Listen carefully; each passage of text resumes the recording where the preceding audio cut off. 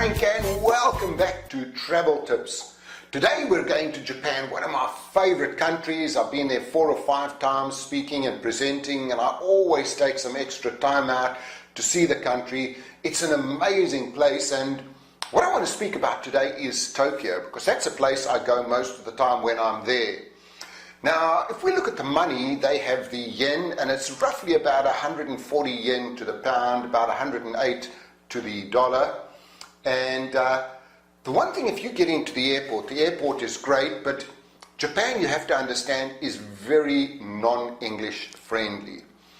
Also, if you take a cab from the airport, it's about an hour into Tokyo, into the city. It's going to cost you around $200. So what you must do is take the JR Narita Express luxury bus. It's fantastic. I think they run about every 30 minutes or so, but please don't take a taxi. It's going to cost you an absolute fortune. Also, be careful when you're using taxis in Japan, and especially in Tokyo. Use the ones with the yellow plates, not the green ones. The green ones are the illegal drivers, so be a little bit careful over there.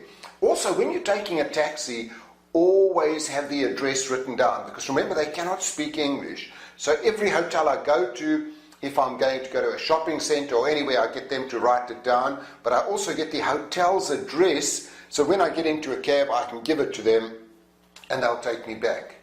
When it comes to tipping in Japan, tipping is a no-no. In fact, in Japan, they have a thing called face, and whatever you tip them is not going to be enough, so they would rather not lose face than not have a tip. So please don't try tipping your taxi driver.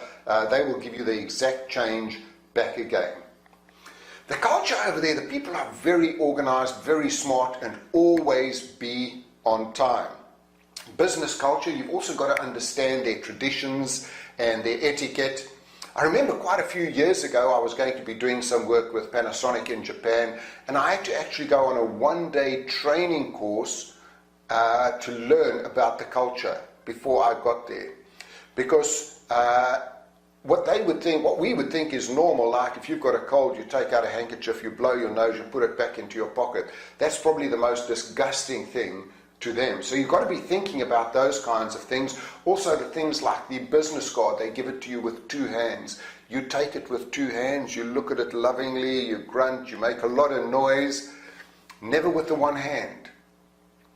Also remember, a lot of the business is done after hours. So be prepared for some heavy drinking and some wild karaoke. So get that singing voice on there. Prices are pretty high. Food, drink, hotels, you'll be paying anything food with 1,000 to 3,000 yen.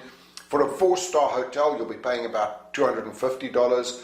For a 5-star, starting at about $350. And the rooms are tiny.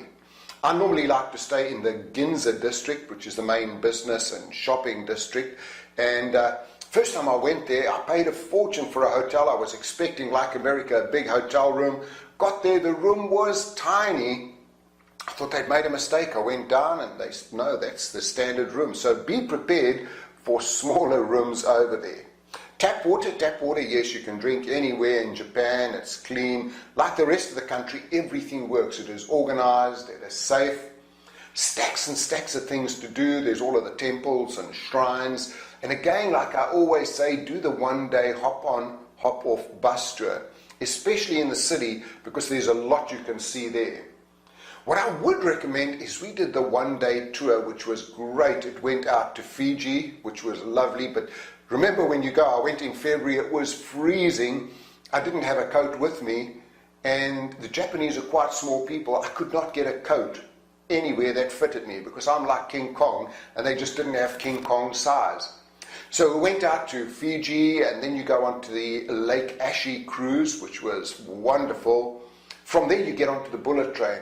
And I want to tell you, that is just amazing. In fact, we're standing in the station and we're waiting for our bullet train. Another one approaches and I thought, let me take a picture. And by the time I got my camera over here, it was past again. They are just like, boom, so fast. Also go to the Samurai Museum. They've got Disneyland there, of course. And shopping, there are some great shopping districts, but you're going to pay a fortune Shinjuku is a great district. Ginza, of course, where I always like to stay, very, very high-end. Shibuya. Do your homework before you go. Figure out where to go. You can also use the underground MTR system, and I believe they have some English signs now. When I was there, they didn't have it. So just be sure you organize everything, because remember, it is very, very non-English friendly. Not like most other countries.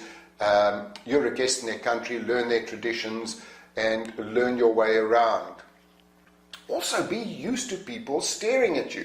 You know, I love to just try new things. So I was there once and I thought, let me just get into a train and I'm just going to go out, and when I feel like it, I'm going to get off and walk around. I don't know where it's going to be. Got onto the train, went out into the country and just got off at a station and started walking around. Little did I know that very few Europeans were there. I had the women were giggling and staring and pointing at me. Little children were running up and touching and giggling, and I was like a thing of amusement to them. There are some do's and don'ts over there. Learn about the bowing tradition, when to bow, when to come up in business, how forward to bow. Don't bow with your neck, you've got to bow with your full body. So learn that whole etiquette over there.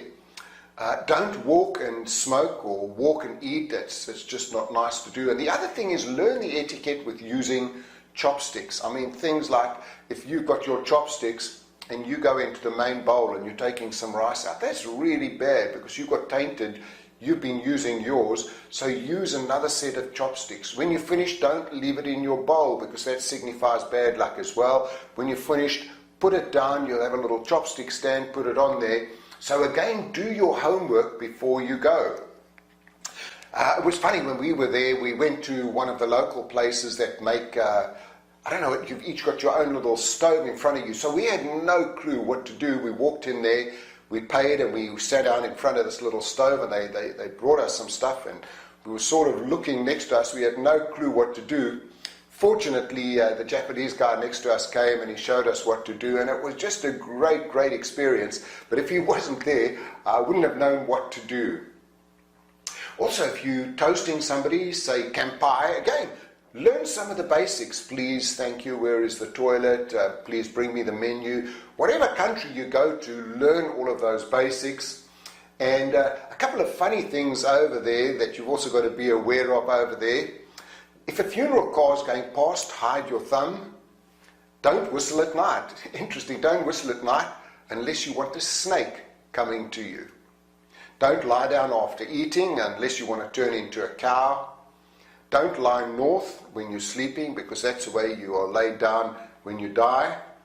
Don't cut your nails at night unless you want to be with your parents when they die. So really interesting things over there. It's just a fascinating culture. An amazing country. I mean, when you go into their gadget shops, you've never seen anything like it. Their music shops, I love music, unbelievable music shops. And the thing that fascinated me most was the toilets, because every toilet seat is like a gadget. I mean, you can have heated toilet seats, and then they've got like a little machine next to you. And when you finish doing your business, you can have a spray, all different kinds of sprays. I mean, you can sit and play with this thing. It's fantastic. So that's one of the places you've got to put on your list of places to go and see. It's Japan, and especially Tokyo. An amazing, amazing place. Hey, this is Frank. Thanks for watching Travel Tips.